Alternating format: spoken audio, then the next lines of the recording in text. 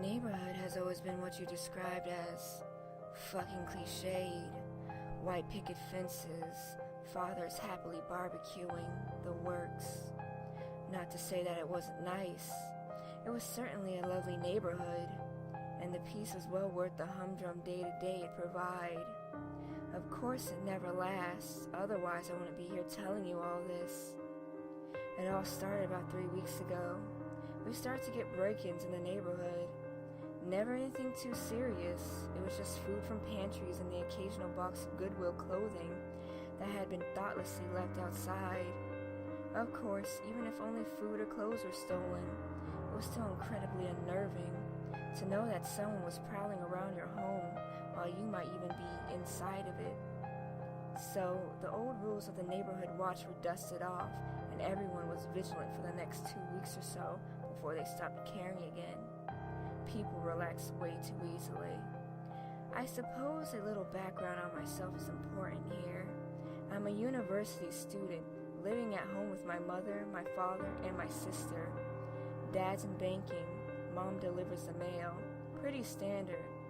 We've got a pretty nice home that we moved into about 6 years ago. For the price you'd call tough but fair. Kitted out with a pool, 2 en-suites, a gaming room, the works. We all lived upstairs when we were younger because kids generally don't like living on a different floor to their parents. But as we got older, they shifted me downstairs so that I could have a bit more room to myself. Now, this will be complicated, but bear with me because it's important. The layout of my room is what you could consider at best unusual. With a lot of Australian homes, it's not uncommon to have the main entrance on the second floor, which then led down to your ground floor. So therefore, my room can be entered through 2 different ways. You can come downstairs straight into the bulk of my room. You can take the outside door that goes through the laundry down a hallway and turn to my room. I don't have any doors to actually close my room, a fact that has made hooking up a very difficult thing in my teen life. 3 days ago, I woke up in this room to hear someone walking around. This isn't a common occurrence, as it's an old house, it does creak. It took me a few minutes to realize why this bothered me so much. The steps were someone walking around on my floor. This doesn't happen. My mother and father used to do it back in my first days of living down here. But I'm a light sleeper, and whenever they come down to throw some clothes in the washing machine, I'd wake up every time. I shit myself. I've never been brave at the best of times. I just sat there pretending to sleep, hoping he or she would just take whatever and leave. I then heard a click, my door closing. With no more footsteps, I waited for several minutes before I even dared to move. Before sprinting upstairs and waking up mom and dad in a blind panic. We didn't sleep that night.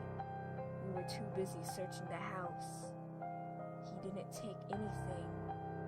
Not a single thing. Mom and Dad had let me stay home for a few days after that. Albeit once we'd replaced the locks with deadbolts and looked at some high-level security systems, I was still convinced he'd stolen something. It was too unusual that based off of what had been happening in the neighborhood, he'd chosen to take nothing here. So I did some investigating. I spent hours essentially itemizing my own belongings. The food in our pantry. I'd even considered testing for prints at one stage when I noticed something. The laundry has several doors for storage of brooms and the like, and one of them was sitting slightly ajar. I swung it open, a kitchen knife at the ready, only to be slightly embarrassed. Then, I noticed something at the bottom, hidden just out of view by a bucket.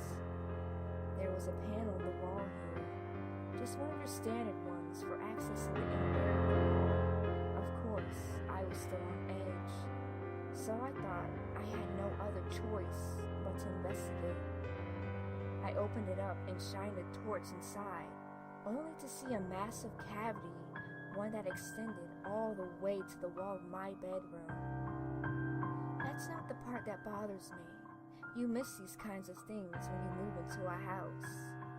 What bothers me is the food wrappers and rags of clothing I found in there.